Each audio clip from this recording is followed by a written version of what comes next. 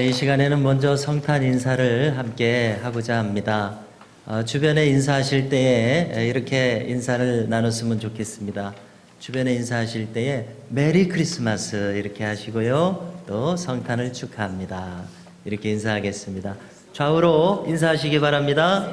메리 크리스마스, 성탄을 축하합니다. 반대로도요. 메리 크리스마스, 성탄을 축하합니다. 예, 미국의 소설가 중에 오헨리라고 하는 분이 있죠. 이분의 작품 중에 크리스마스 선물이라고 하는 작품이 있습니다. 이야기는 다음과 같습니다.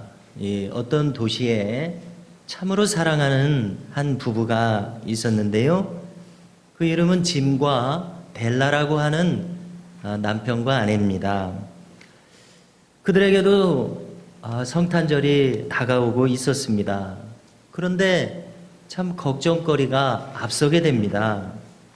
왜냐하면 서로를 아끼는 만큼 이 크리스마스에 뜻깊은 선물을 나눠서 마음을 표현하고 싶은데 너무나 가난한 집이기에 마땅히 선물할 거리가 생각나지 않는 겁니다.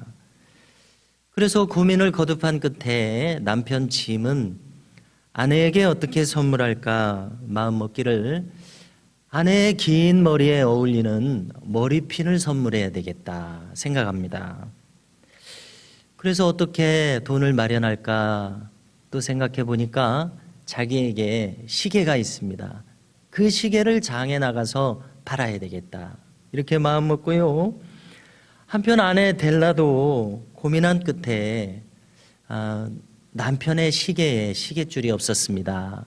시계줄을 선물해야 되겠다 이렇게 마음을 먹고서 이제 돈을 만들기 위해서 어떻게 할 것인가 생각할 때에 자기의 이 긴 머리를 잘라서 돈을 마련하게 됩니다. 마침내 이 두 사람은 시장에 나갔습니다. 그리고 마음먹은 대로 가지고 있는 걸 처분해서 선물을 마련했습니다. 서로에게 주고자 하는 마음이 앞서서 앞다투어서 집으로 돌아왔습니다. 거의 같은 시간에 집에 도착했는데요. 이제 남편 짐은 머리핀을 들고서 아내의 머리에 꽂아주고자 할 때, 이 아내의 머리가 없는 겁니다. 단발이 되고 말았습니다. 마찬가지로 아내도 시계줄을 선물하려고 하는데 있었던 시계가 없는 겁니다. 그들이 준비한 선물이 쓸모가 없게 되었습니다. 그러나 이렇게 하는 서로의 모습을 바라보면서 서로를 부둥켜 안고 눈물을 흘렸다는 이러한 이야기입니다. 모두가 한 번쯤은 들어보신 이 이야기를 통해서 이 두 사람이 서로의 이 깊은 사랑을 확인하고서 감격하며 행복해하는 이러한 이야기였었습니다. 이 두 사람의 사랑이 참 진실되게 느껴지지 않습니까? 그래서 이 사랑의 내용을 한번 생각해 보면은 서로를 참 소중하게 여기는 마음이 여기에 있습니다. 그리고 서로를 귀하게 여긴 만큼 상대방에 대해서 자신의 마음을 낮추는 겸손함을 느낄 수가 있습니다. 그래서 서로가 위대하고 커 보이는 이러한 마음이었습니다. 나는 작아 보이는 이러한 마음이리라 생각합니다.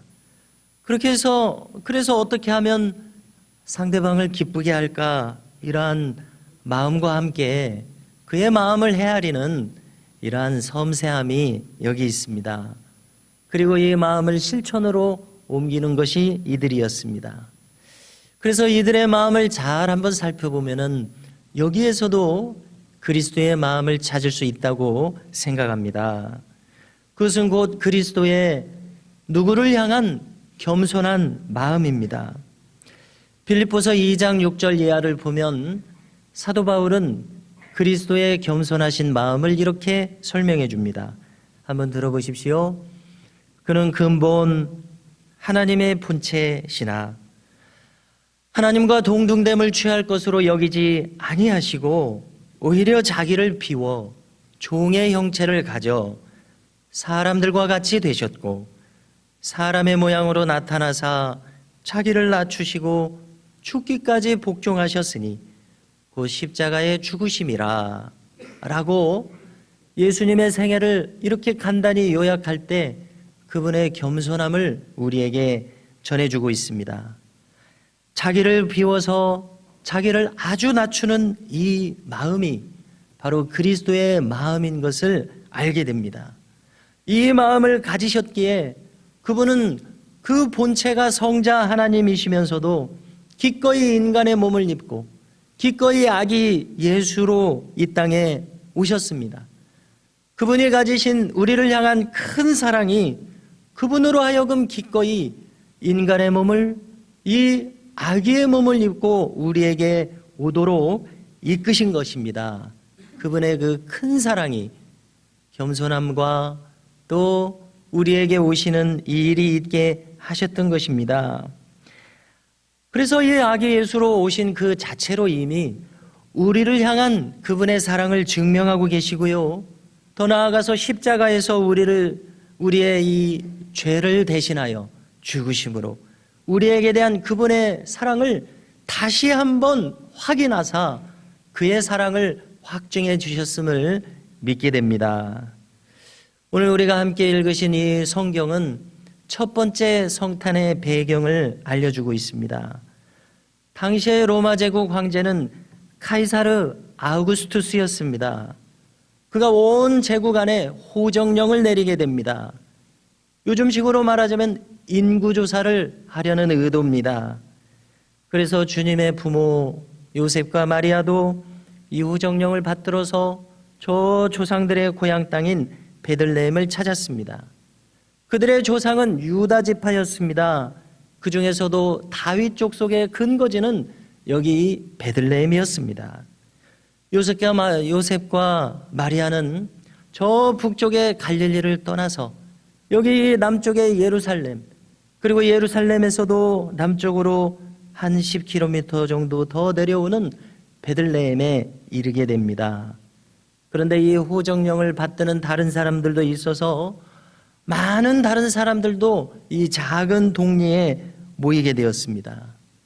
그래서 좀처럼 여관을 잡을 수가 없었던 그런 상황이었습니다.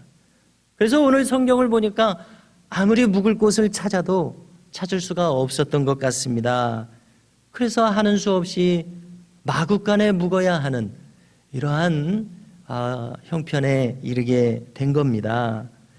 그래서 오늘 말씀 7절을 보면은 이렇게 말씀하죠. 첫 아들을 낳아 강보로 싸서 구유에 뉘었다. 이렇게 말씀합니다. 아니 여기 왜 갑자기 구유가 등장하는 것입니까? 마구간의 말구유 아닙니까? 말구유가 무엇입니까? 그야말로 말에게 여물을 먹이는 여물통이지요.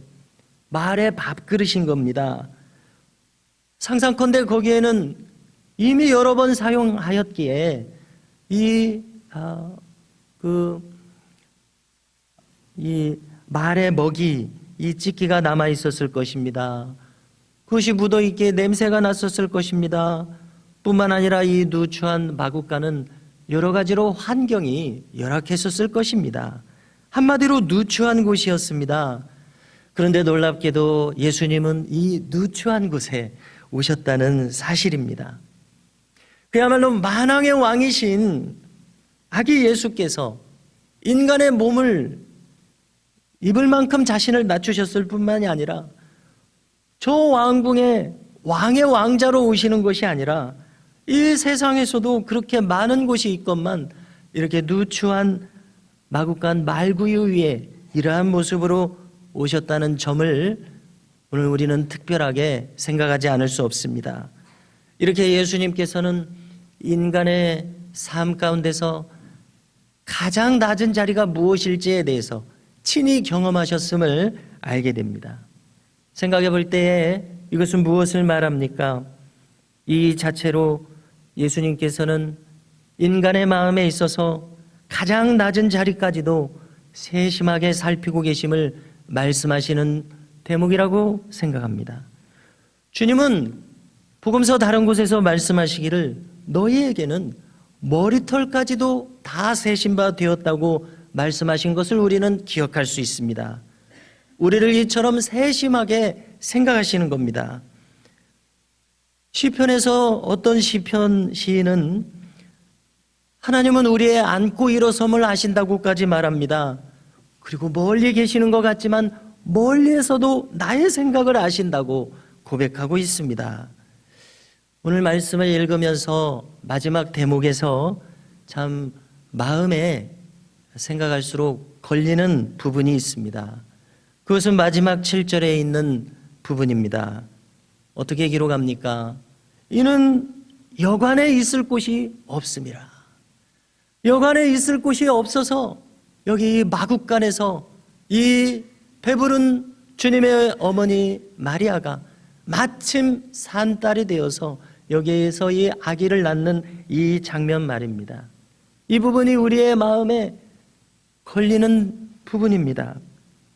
만왕의 왕이신 예수님께서 이 땅에 오시는데 편변하게 묵을 곳 하나 찾을 수가 없었습니다. 저 귀하신 예수님을 받아줄 어떤 집도 어떤 사람도 없었던 것입니다. 그런데 우리가 생각할 때 놀라운 것은 이것은 단지 그분이 태어나실 때만 그랬던 것이 아니었습니다. 예수님은 생애 내내 거절당하셨습니다. 그것도 놀랍게도 신앙의 이름을 표방했던 사람들에게 거절당했습니다. 저 대제사장과 바리새 교인들에 의해서 얼마나 거절당하셨습니까? 그들은 가장 모범적인 신앙을 자타가 공인하는 사람들이었습니다마는 정작 하나님의 아들 예수님은 거절했습니다. 우리가 다 아시는 것처럼 거절할 뿐만이 아니라 십자가에 못 박아서 없이 해야 할 만큼 예수님은 그들의 눈에 눈엣가시처럼 불편한 분이었습니다. 왜 그렇습니까? 자기들이 가고자 하는 앞길에 이 예수님이 방해가 되었기 때문입니다. 예수님이 있어서는 도무지 자기들이 하고자 하는 대로 할 수 없었기 때문입니다. 거슬리고 거추장스러운 이 예수님을 십자가에 못 박아서 없이 해야 했던 그들의 이 마음이 너무나도 잘 우리에게 전달되고 있습니다. 그런데 여기서 한 번 더 우리가 놀라게 되는 것은 이것이 이 세상이 흘러가는 일반적인 원리라는 사실입니다. 예수님을 거절하는 바로 이 일은 그때의 대제사장과 바리새 교인들 뿐만이 아니었습니다. 인류의 역사를 돌이켜볼 때에 무수히 많은 사람들이 예수님을 받아들일 수가 없었습니다. 영접하기는커녕 예수님을 멀리하기 일쑤였습니다. 이와 비슷 이러한 그 사람들의 경향을 잘 정리한 소설 한 대목이 있어서 나누고자 합니다. 우리가 잘 아시는 유명한 러시아의 문호 도스토옙스키의 유명한 작품 중에 카라마조프가의 형제들이라는 작품이 있죠. 거기 보면 이제 클라이막스 부분에 대신문관이라고 하는 장이 나옵니다. 대신문관은 누구인가 할 때에 저 유명했던 중세 스페인의 그 교계를 가리킵니다. 스페인의 교계를 대표하는 인물입니다. 우리가 중세 시대에 이른바 마녀 사냥으로 유명한 종교 재판관이라고 하는 이 무시무시한 기관을 어렴풋이 들어서 다 아실 것입니다. 대신문관은 그 종교 재판관의 수장입니다. 한마디로 말해서 우리가 알기 쉽게 주님 시대의 대제사장과 같은 위치의 인물입니다. 자, 그런데 이 참 사람의 상상력이 얼마나 재밌습니까? 그런데 이 그들이 세워놓았던 이 사회 체계의 한 복판으로 예수님께서 재림해서 오신 겁니다. 이 사회는 중세 사회입니다. 특별히 스페인의 세비야라고 하는 도시입니다. 예수님은 재림하셔서 이전처럼 이 도시 여러 곳에서 기적을 베푸시고 말씀을 베푸시면서 사람들의 마음을 시원하게 해주시면서 그들이 뒤따르도록 하셨습니다. 저 신약 시대의 상황과 비슷합니다. 자, 이것을 대신문관이 어찌 목격하지 않겠습니까? 목격한 대신문관은 당장이 예수님을 체포하도록 명합니다. 저 지하 감옥에 가두어 버립니다. 그리고 와서 항의합니다. 당신은 우리가 세운 질서를 흔들고 있습니다 하면서 우리가 하던 식으로 내버려두라고 합니다. 인간은 아무리 자유를 줘도 그 자유를 감당할 수가 없으니 우리가 그들의 자유와 양심을 묶고서 세운 이 질서를 그대는 방해하지 말라고 엄포를 둡니다. 그리고 여기를 떠나라고 합니다. 그리고서는 놀랍게도 그리스도께 입맞춤을 합니다. 그 나름의 작별의 입맞춤입니다. 그리고 조용히 풀어주면서 다시는 나타나지 말라고 합니다. 그래서 이 장면을 대할 때에 저 겟세마네 동산에서 예수님이 잡히실 때 비슷한 장면이 떠오르는 것 같습니다. 배반을 마음에 품은 가룟 유다가 예수님에게 와서 배반의 입맞춤을 하지 않습니까? 사랑으로 대하는 신뢰의 예수님을 그렇게 배반하는 마음을 품고 있었습니다. 저 스페인 세비야의 종교 재판관의 수장, 재판정의 수장, 대신문관, 그는 겉으로는 그리스도를 따르는 그리스도의 큰 종 아닙니까? 그러나 그의 입맞춤에는 유다의 배반의 입맞춤과 같은 그러한 입맞춤이 있었습니다. 예수님을 조용히 풀어주면서 다시는 이곳에 나타나지 말라고 합니다. 참 충격적인 장면이 아닐 수 없습니다. 인간이 어떻게 여전히 그리스도를 거절하고 있는지를 잘 보여주는 대목입니다. 저 대신문관, 그리스도의 제자임을 표방하고 있으면서도 정작 그리스도가 오셨을 때에 저 앞선 시대의 대제사장들처럼 주님을 극구 거절했었던 것입니다. 이처럼 인간의 일면은 무엇입니까? 자유와 양심을 버린 채 욕망의 자신을 맡기고자 하는 것이 이 인간의 경향임을 알 수 있습니다. 여기 진리가 있습니다. 진리가 느껴집니다마는 진리는 아랑곳 없이 자기의 쥔 권력을 놓지 못하는 것이 바로 이 인간임을 이 이야기는 고발하고 있다고 생각합니다. 이처럼 그리스도를 거역하기 일수인 것이 인간의 마음이 일반적으로 흐르는 경향인 것을 이 소설은 고발하고 있었습니다. 2024년도를 이렇게 12달 가까이 우리가 살아왔습니다마는 우리가 지금 살아가고 있는 이 온 세상이 얼마나 시끄럽고 얼마나 어지럽습니까? 그래서 신앙을 가진 우리로서는 이 이유를 한번 잘 분석해 보고자 한다면은 한마디로 말해서 이것은 인간의 욕망이 도무지 멈추지 않아서 이러한 일이 생기는 것을 알게 됩니다. 멈추지 않는 인간의 욕망은 급기야 그 선한 인간성을 무너지게 합니다. 그 인간성을 상실하게 만들고 맙니다.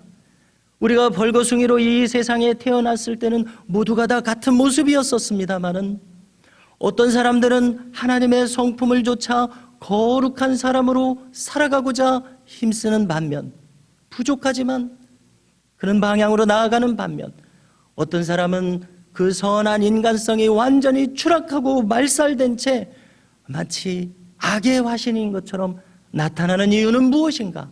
우리는 묻지 않을 수가 없습니다. 서슴지 않고 남을 해치기에 이르는 이 인간성의 추락 말입니다. 성경과 인류의 역사를 보면 하나님을 떠난 인간은 항상 이렇게 추한 모습으로 추락했었습니다. 오늘 성경을 통해서 판단해 본다면 한마디로 말해서 이는 여관에 있을 곳이 없음이로라. 이 말씀과 일맥상통하고 있습니다. 마음속에서 누구든지 그리스도를 거절하면 그 결과는 무엇입니까? 통제되지 않는 인간의 어두운 면이 그에게서, 그의 주변에서 힘을 쓸 수밖에 없다는 것을 깨닫게 됩니다. 영국의 스코틀랜드의 작가 중에 A.J. 크로닌이라고 하는 사람이 있습니다. 이분은 참 흥미로운 제목 천국의 열쇠라고 하는 작품을 썼습니다. 이 작품에서 주인공은 프랜치스 치섬이라고 하는 인물입니다. 그는 아주 가난한 집에서 태어났습니다. 이렇게 성장하는 중에 그리스도를 그분의 주인으로 모시게 돼서 나는 평생 그리스도의 종으로 살아야 되겠다 결심합니다. 젊어서부터 신학을 공부합니다. 그리고 마침내 중국 선교사로 가서 그 젊은 시절을 온 중국 선교에 바칩니다. 그래서 마치 이 소설 속에서 그는 예수님처럼 가난한 사람들을 위해서, 어려운 사람들을 위해서 헌신적으로 봉사합니다. 이렇게 하면서 복음을 전합니다. 자, 그런데 이렇게 진지하게 복음을 전하는 이 헌신적인 모습에 대해서 그를 파송한 교회, 고위 당국자들은 마음에 들지 않습니다.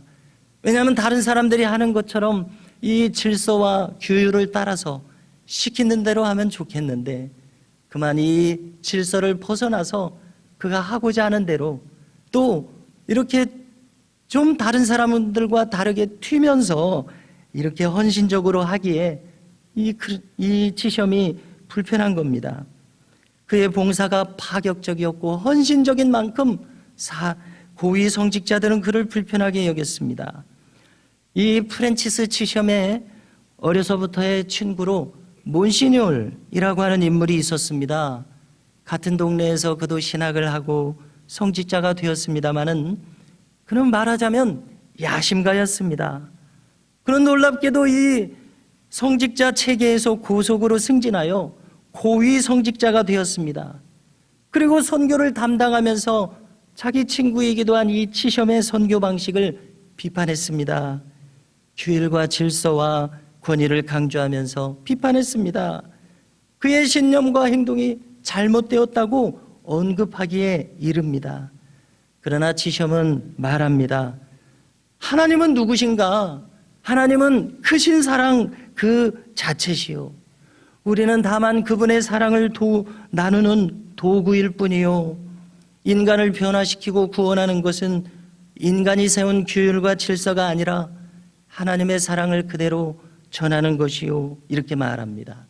성도 여러분, 오늘 우리가 함께 읽으신 말씀을 대하면서 이는 사관에 있을 곳이 없음이더라. 이 말씀을 이렇게 함께 생각해 보았습니다. 이 말씀을 생각하면서 우리도 스스로에게 질문을 던지면 좋을 것입니다. 과연 나의 마음의 이 사관, 나의 마음이 여관이라면 나의 마음 속에는 주님이 묵을 곳이 계시는가? 이 질문 말입니다.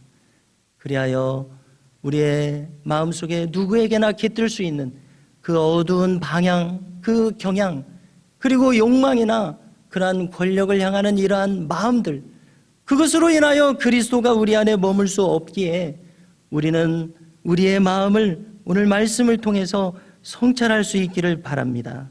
바라기는 이 성탄을 맞아 우리의 마음 속에서만큼은 예수님을 널리 환영하고 영접할 수 있기를 바랍니다. 그분의 겸손과 사랑과 은혜를 배워서 그분을 닮아갈 수 있기를 바랍니다. 이렇게 해서 예수님처럼 온 세상에 그분이 우리에게 넘치도록 주신 그 생명과 구원의 빛을 우리도 나타내면서 살아가시는 주의 백성들이 되시기를 주의 이름으로 축복합니다.